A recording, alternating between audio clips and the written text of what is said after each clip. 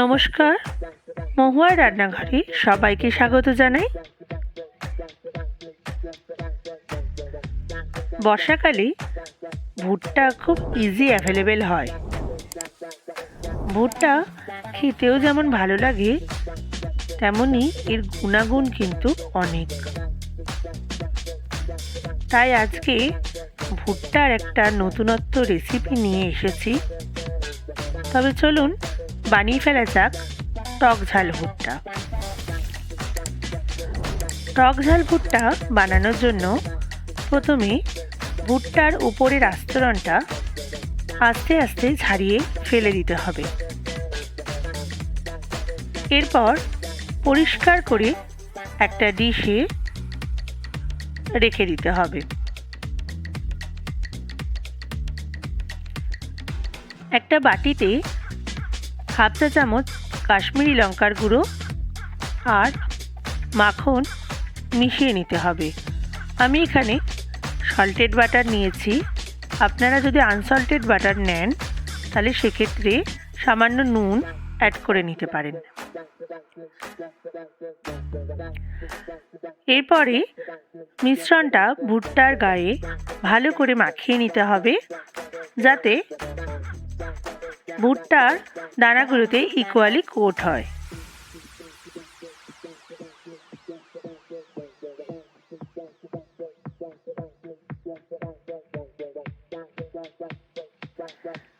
মিশ্রণটা মাখানো হয়ে গেলে আমি এটা 5 মিনিট রেস্টিং টাইম দেব।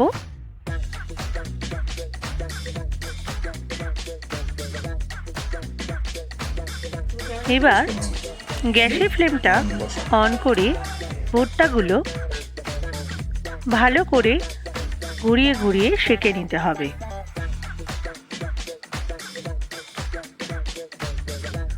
লক্ষ্য রাখতে হবে ভুট্টার প্রত্যেকটা দিক যেন ভালোভাবে সেঁকা হয়।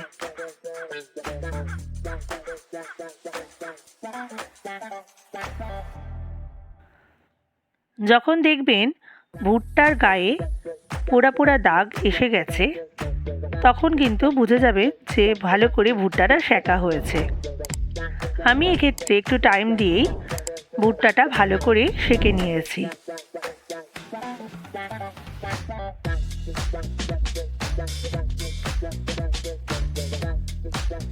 এরপর একটা পাত্রে 1 চা চামচ বিট নুন, 1 চা চামচ চাট মশলা মিশিয়ে নিতে হবে।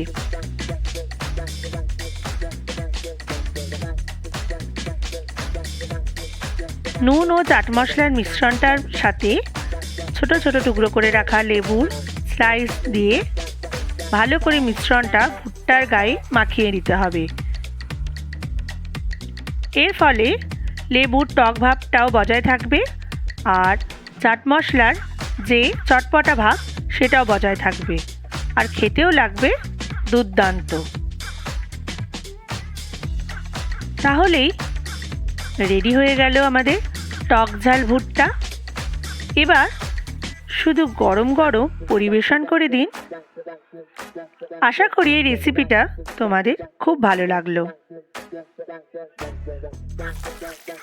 বাড়িতে এই চটপটা ভুট্টার রেসিপিটা অবশ্যই করে ট্রাই করো। কেমন লাগলো তা কমেন্ট বক্সে একটা কমেন্ট করে জানার অনুরোধ রইল। আমার রান্না যদি ভালো লেগে থাকে তবে অবশ্যই করে আমার চ্যানেলটিকে লাইক, শেয়ার, সাবস্ক্রাইব করো। তাহলে আজকের মতো চলি বন্ধুরা, নমস্কার।